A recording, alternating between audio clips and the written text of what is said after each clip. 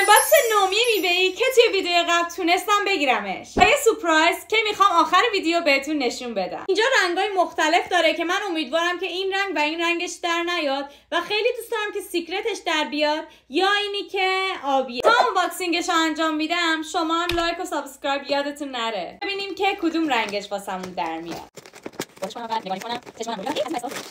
یه بسته داخلشه که نمیخوام ببینم چیه. شما اول ببینینه. ببینیم که کدومه. امیدوارم که سیکرت باشه. امیدوارم صورتی نباشه.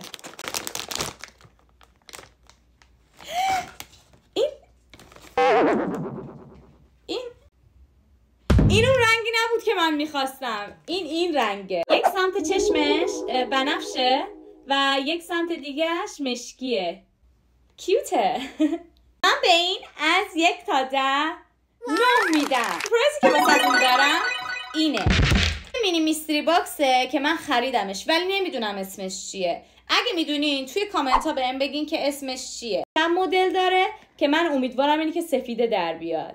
تو کامنت ها بگین که بلاین باکس بعدی چی باشه. خب بذارید من بازش کنم اینجا کارش کنم. من یکم وحشی باز. خب چشمو میبندم. یه کارت داره، کارتشو نمیبینیم. شما اول ببینین چیه داخلش. 1 2 3. کدومه؟ سفیده. این صورتیه ولی کیوته. تو کامنت ها بگین که اسم این بلاین باکس چیه. من نمیدونم اسم این شخصیت چیه. من از 1 تا 10 بهش 6 میدم.